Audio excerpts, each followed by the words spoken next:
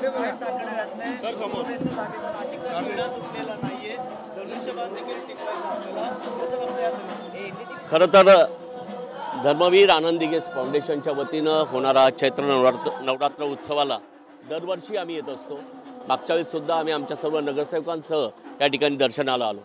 अत्यंत जागृत असं स्थान आहे आणि खरं तर साकडं घालायला आलो की ह्या देशाचे लाडके पंतप्रधान नरेंद्रजी मोदी यांनी जी घोषणा केली आहे की 400 पार, आणि खऱ्या अर्थानं महाराष्ट्रात आमचे लाडके मुख्यमंत्री एकनाथ शिंदे साहेबांनी सांगितलं आहे की महाराष्ट्र 45+ जागा देईल, तर तेच साकडं घालायला आज ह्या देवी मातेकडे आम्ही आलो आहे। धनुष्यबाण सुटू नये यासाठी काय प्रयत्न करणार? आता गोडसे नंतर तुमचं नाव पुढे येते, शिवसैनिकांमध्ये तुमचं नाव चर्चेचं आहे आणि भुजबळ यांना देखील आता त्या सीट दिली तर कुठं तर धोक्यात जाईल असं देखील समोर येतं। नाही, मला असं वाटतं की देवीकडे आम्ही एकच प्रार्थना केली आहे की हा धनुष्यबाण हा साधासुद्धा धनुष्यबाण नाही, हा आमचं हृदय सम्राट आहेत आदरणीय बाळासाहेब ठाकरे यांचा धनुष्यबाण आहे आणि हा टिकलाच पाहिजे, हा रामाचा धनुष्यबाण आहे। आणि मला निश्चितपणे खात्री आहे की नाशिक लोकसभा मतदारसंघ हा शिवसेनेला मानणारा लोकसभा मतदारसंघ आहे। इथला जो मतदार आहे हा शिवसेनेला मानणारा आहे। आजपर्यंत इथं शिवसेनेचेच खासदार निवडून आलेत आणि लाखोंच्या मताने आले, त्यामुळे हा धनुष्यबाण नाशिकमध्ये नक्की टिकेल अशी मला खात्री आहे। सर, आज मुख्यमंत्र्यांची देखील भेट घेणार आहात, काय नेमकी चर्चा करणार आहात? कारण नाशिकचा तिढा अद्याप सुटलेला नाहीये। नाही, खरं तर मी तुमच्याच माध्यमातून ऐकतोय, पण मंदिरात आल्यानंतर देवाचं दर्शन झालंच पाहिजे। ठाण्यात आल्यानंतर भाईंना भेटलो नाही असं कधी झालं नाही, त्यामुळे भाईंना तर भेटायला मी नक्की जाईल। सकाळपासून तुम्ही नाशिकवरून निघाले होतात, मुख्यमंत्री सकाळी 11 वाजता भेटणार होते, काय नेमकं बोलणं झालं, कधीपर्यंत भेटू? नाही, असं काही माझं बोलणं नाही झालं आहे, परंतु मी ठाण्यात आल्यानंतर कायम भाईंना भेटतो। भाईंचं माझ्यावर विशेष प्रेम आहे, आपल्यालाही माहिती आहे।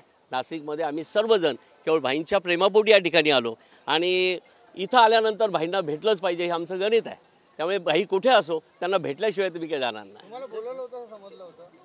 नाही, आमचं तर नेहमीच बोलणं होतं आणि आम्हाला तर खरं नाशिकच्या जागेबद्दल भाईंशी बोलायचं आहे की नाशिकची जी जनता आहे, आम्ही तर गेली 15 दिवस सारखं भाईंशी बोलतो आहे। आमचे हेमंतप्पा गोडसे यांना घेऊन मी स्वतः या ठिकाणी आलो होतो, आमचे सर्व पदाधिकारी होते आणि आता आपण बघतो की निवडणूक जवळ आली आहे, त्यामुळे भाईंशी बोलून नाशिकमध्ये नक्की काय आहे हे सुद्धा आम्हाला मांडायचं आहे। नक्कीच शहरी भागात असेल, ग्रामीण भागात तुमचा पगडा मजबूत आहे। शिवसैनिकांचं म्हणणं आहे की गोरस्ते हे नाव जर असलं तर नक्कीच जी नाराजी आहे ती दूर होणार आहे, त्यामुळे नक्कीच कामाला देखील लागू शकतात शिवसैनिक एकंदरीत त्या जागेसाठी। मला असं वाटतं की धनुष्यबाण हा आमचा उमेदवार आहे, उमेदवार कोणी असो, महायुतीचा उमेदवार निवडून आला पाहिजे आणि आमचे जे लाडके मुख्यमंत्री आहेत एकनाथ शिंदे साहेब, त्यांनी जे काय वचन माननीय पंतप्रधानांना दिलं 45+ हे साकार करण्याचं स्वप्न आमचं आहे आणि त्यासाठी आम्ही निश्चितपणे बांधील आहोत।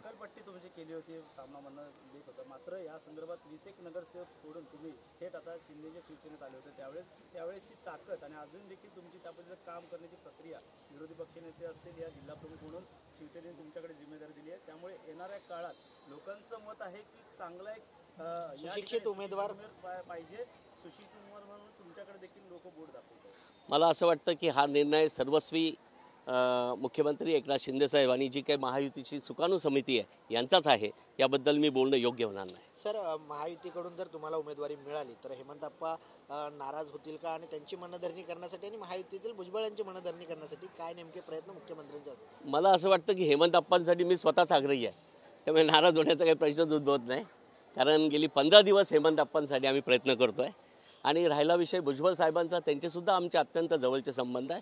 बघा, तिकीट मिळण्यापुरता किंवा संधी मिळण्यापुरता ही कॉम्पिटिशन असते, पण यानंतर मात्र महायुतीचा उमेदवारच निवडून आला पाहिजे यासाठी आम्ही सर्वजण प्रयत्न करू। महायुतीचा धर्म पाळला जावा, मात्र विद्यमान सीट आहे या ठिकाणी, ती सीट जर गेली तर किती ये वाला लेते हैं। Inverter AC. आप गैम्बलर हो ना?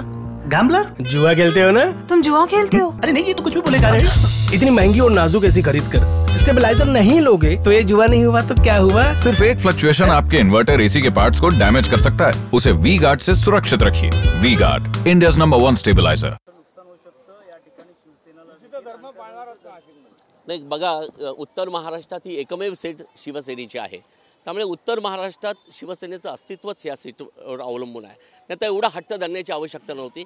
आणि मला असं वाटतं की माननीय उपमुख्यमंत्री फडणवीस साहेब असतील, दादा असतील, हे निश्चितपणे समजावून घेतील, कारण शेवटी हा महायुतीचा धर्म सगळ्यांचाच आहे आणि त्यामुळे प्रत्येकाचं अस्तित्व असलं पाहिजे. ही सीट शिवसेनेची आहे, शिवसेनेला मानणारा वर्ग इथं आहे, त्यामुळे या सीटसाठी आम्ही आग्रही आहोत, आजही होतो आणि उद्याही राहू. कामाला लागा असं देखील गोडसेला सांगितलं होतं. त्यावेळी मात्र देखील तुम्ही स्वतः असतील, सुहास कांबळे असतील, दादा भुसे असतील, ते देखील मानधनीसाठी मुख्यमंत्र्यांच्या वर्ष असतील, ठाण्यात देखील 4 ते 5 वेळा येऊन गेलं. काय वाटतं ते शक्ती परिषद पण होतं, मात्र कामाला लागा असा शब्द फक्त दिलेला आहे तुम्हाला सर्वांना. काम मला वाटतं सैनिकांना कामाला लागावं सांगावंच लागत नाही, कारण शिवसैनिक हा 24 तास रस्त्यावर असतो. शिवसैनिक हा एकमेव असा कार्यकर्ता आहे ज्याला कुठल्याही निवडणुकांची गरज पडत नाही. शिवसैनिक हे कायम कामातच असतात, त्यामुळे इलेक्शन डोळ्यासमोर ठेवून शिवसैनिक कधीच काम करत नाही. नाशिकच्या काय महत्त्वाच्या समस्या आहेत जेणेकरून या लोकसभेत तो तिढा जरी सुटला नसला तरी नाशिकच्या समस्या सुटण्यासाठी कोणकोणते विकास कामं घेऊन तुम्ही नाशिकच्या जनतेसमोर जाणार आहात? त्या संदर्भात देखील काय पुढचं पाऊल असणार? नाही, मला असं वाटतं की नाशिक शहर म्हटलं की गोदावरी येते आणि सिंहस्थ कुंभमेळा येतो. आता सिंहस्थ कुंभमेळा तोंडावर आहे, त्यामुळे सिंहस्थ कुंभमेळ्याचं नियोजन, कारण नाशिकची जी डेव्हलपमेंट झाली आहे या सिंहस्थासाठी जो काही निधी येतो या माध्यमातून कायम होत आला आहे. त्यामुळे नाशिकचे आउटर रिंग रोड असतील, नाशिकची नक्की डेव्हलपमेंट कुठल्या बाजूला करायची हा विषय असेल, नाशिकचा सुरत चेन्नई मार्ग आहे, समृद्धी मार्ग आहे, आणि नाशिकची कनेक्टिव्हिटी आणि नाशिकमध्ये रोजगार कसा वाढेल अशा दृष्टीनं आम्ही प्रयत्न करणार आहोत. Okay, thank you. धन्यवाद. हिंदी शॉर्टमध्ये हिंदी का सगळ्यात घ्या रे. रेडी सर, जय महाराष्ट्र. जय महाराष्ट्र.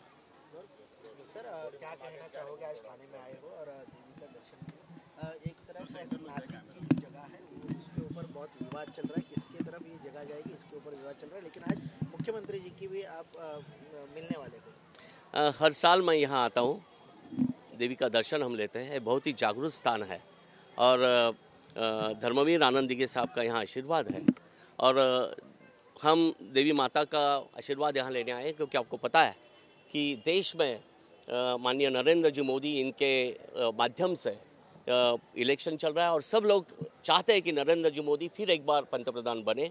और इसलिए हमारे लोकप्रिय मुख्यमंत्री एकनाथ शिंदे साहब, इन्होंने भी बोला है कि हम महाराष्ट्र से 45+ का नारा उन्होंने दिया है और इसके लिए हम प्रार्थना करने आए देवी के पास, क्योंकि ये बहुत ही जागरूक स्थान है. तो हमारे जो मुख्यमंत्री साहब है उन्होंने जो बोला है 45+ वो निश्चितपणे होना चाहिए, इसलिए हमने आज यहाँ मांग मांगी है. कई दिनों से हेमंत गोडसे जी आग्रही थे इस जगह पे, लेकिन अभी गए पिछले 3 या 4 दिन से आपका नाम चल रहा है. क्या कहेंगे? आज मुख्यमंत्री जी से मिलने वाले हो, मुख्यमंत्री जी से क्या बात होने वाली है? मैं एक ही समझता हूँ कि शिवसेना में व्यक्ति कौन है इसके ऊपर कोई नहीं है. शिवसेना का उम्मीदवार धनुष्यवान होता है और ये सब लोग मानते हैं.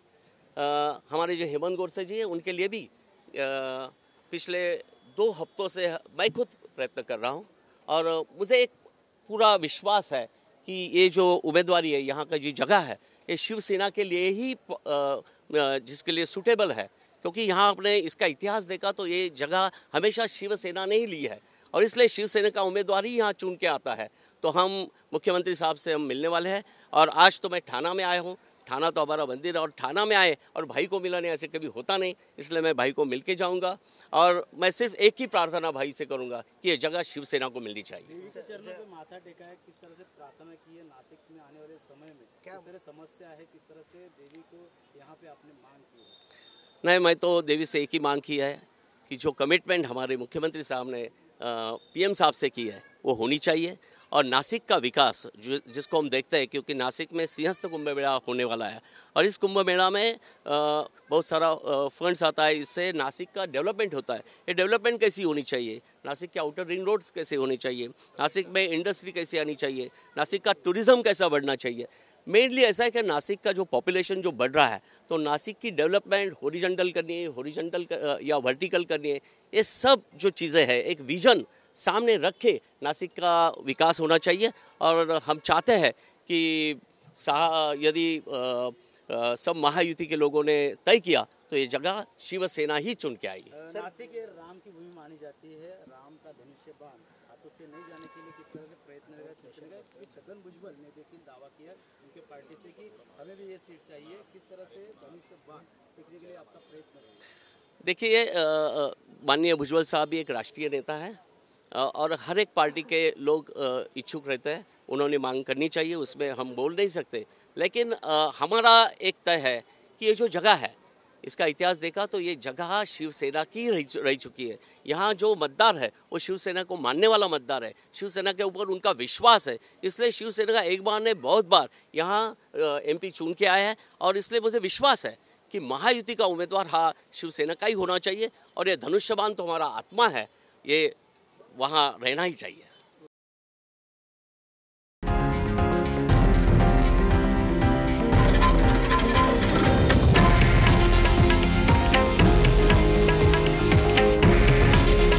हे आहे देशातील नंबर 1 न्यूज नेटवर्क आणि आपण पाहत आहात TV9 मराठी।